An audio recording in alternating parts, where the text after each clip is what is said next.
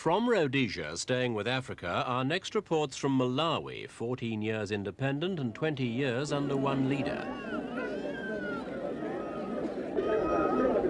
More than half of Malawi's 5.5 million people turn out to vote in their country's first general election since independence in 1964. The voters had a choice of candidate, but no say in which party would be returned to power. That was a foregone conclusion. For Malawi is ruled by its only party, the Malawi Congress Party, headed by President Kamuzu Banda. And yet, interestingly enough, 2/3 of members contesting their seats in Parliament were defeated, and they included 2 cabinet ministers who had been looked on as personal appointees of President Banda.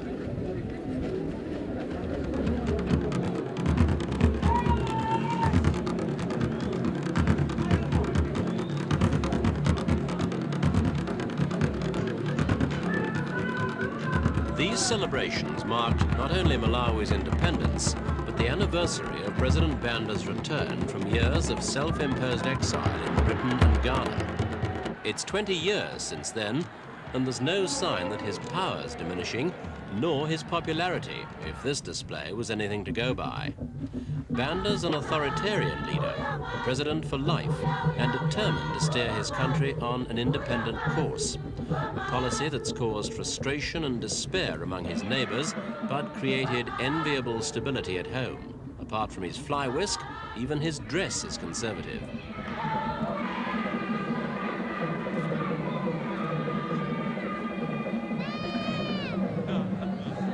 All Malawians love the colourful events that abound in their country, and their leaders no exception. President Banda himself isn't averse to singing a patriotic song.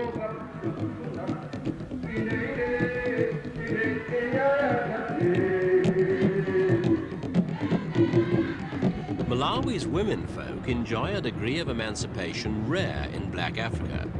The president's particularly popular with his country's women, who hail him as a lion and a conqueror. These anniversary celebrations were held in Blantyre, a major city but not the capital. Since 1975, that's been Lilongwe, further north. The creation of a brand new capital has been one of the favorite projects of the president, who's been supervising it for 10 years.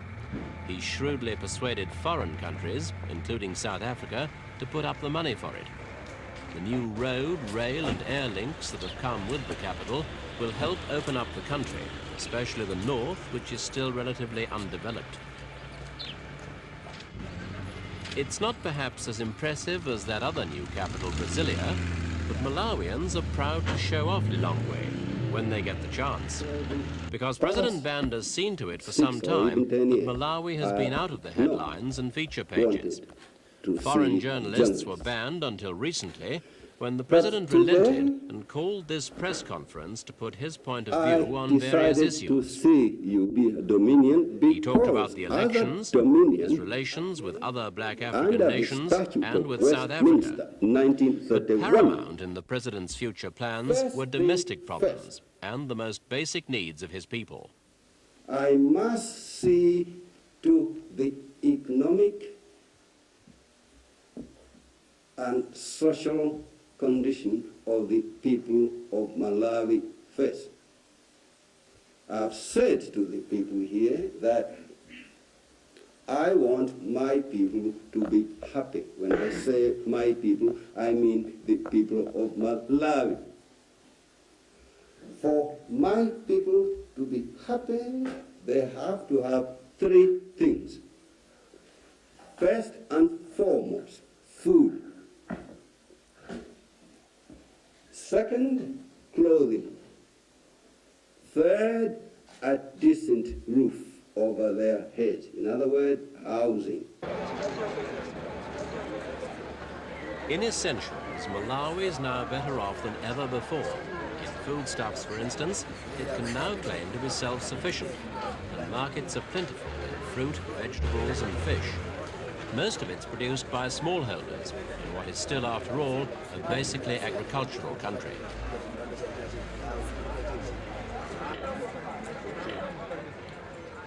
Malawi hasn't fallen into some of the common traps which face developing countries.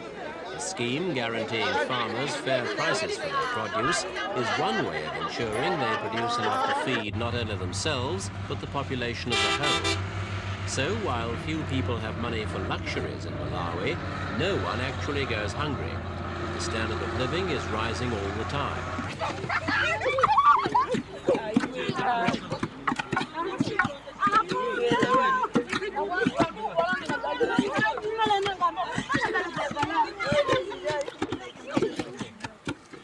In the villages, maize is pounded in the traditional way. It's a scene that hasn't changed in centuries, but it doesn't sum up the story of the country's agriculture. For nowadays, a tractor's just as common a sight, harrowing the fields of the larger farms. Old and new are working side by side, trying to shrug off Malawi's tag as one of the world's poorest countries. Agricultural labor has been extolled as a virtue by the president. His favorite rallying cry has been unity, loyalty, obedience, discipline, and hard work in the fields. For a basically fun-loving people, it's a strict guideline to follow, one that will have to be observed. For Malawi's main resources are its land and its people.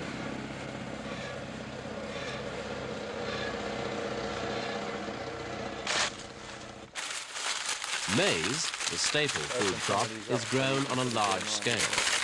This farm's owned by Dr. Banda himself. The estate manager here is a white Rhodesian, one of many who've left terrorist-affected areas in their own country to help run farms for Malawians.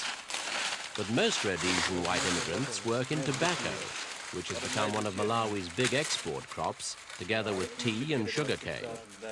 There's a drive on by the government to encourage even small farmers to turn over to profitable cash crops like these. Big estates are finding it hard to attract workers on the low wages they offer. The minimum daily pay isn't enough to buy a loaf of bread, though most Malawian families don't rely wholly on wages for their living. Most grow food of their own anyway.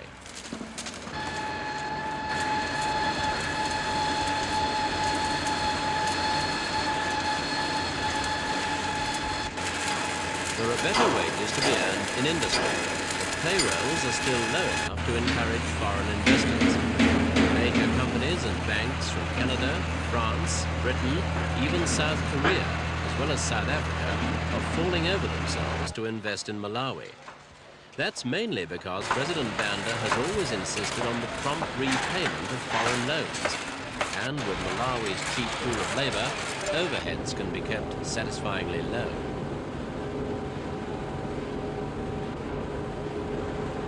This textile mill outside Blantyre is typical of the kind of foreign development that's going on now throughout much of the country. It was the object of an $8.5 million expansion plan last year. Money came from the World Bank and the Commonwealth Development Corporation, bodies which are hardly likely to commit such sums to anything but gilt-edged investment.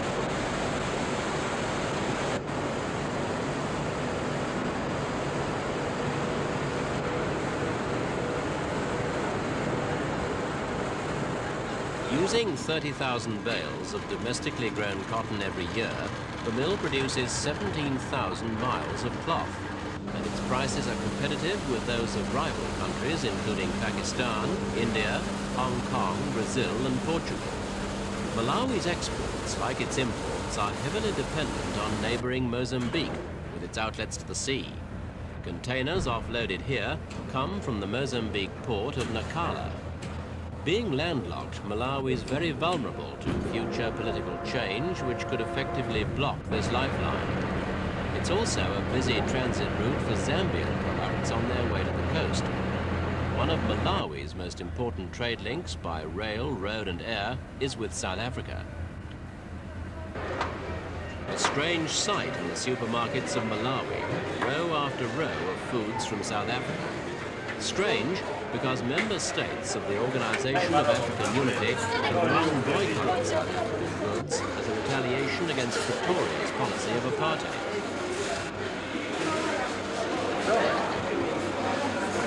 Malawi is the only country fly in the face of that ban. It's actually strengthened its trade links with South Africa and maintained friendly diplomatic relations, moves which have branded Banda a heretic in black African circles. The seeds were sown in 1971, when the president paid a visit to Pretoria. It was the red carpet treatment for the president, an ironic return for Banda, who'd last visited South Africa 50 years earlier as a penniless laborer to toil in the gold mines. It was an historic visit for diplomatic reasons too. Dr. Banda was then the first black head of state ever to visit South Africa. And now, 7 years later, that's still the case.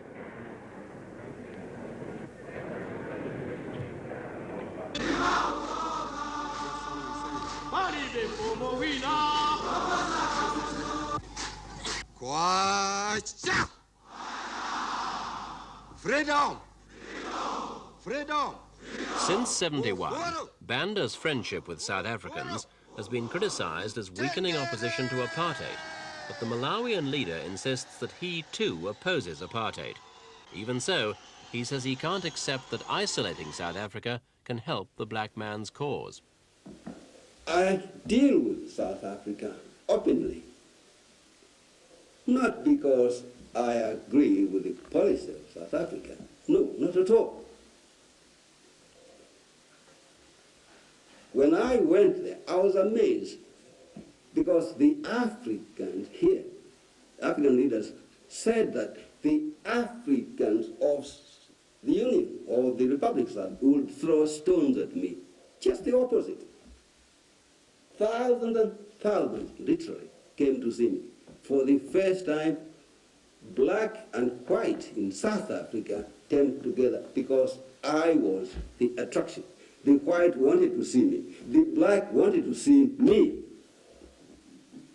So much so that as a result of my being there, for the first time, top South African political leaders ate at the same time with Africans.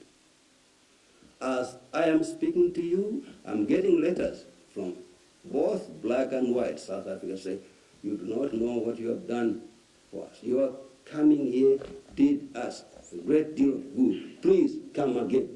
When are you coming again? Because things have improved since you were here. We know that if you came again, they would improve even more. President Banda was clearly a welcome visitor to South Africa, and the situation works in reverse. For Malawi is one of the few African countries where South African tourists are encouraged to spend their holidays. Lake Malawi is particularly popular with them, and with Zambians and white Rhodesians as well.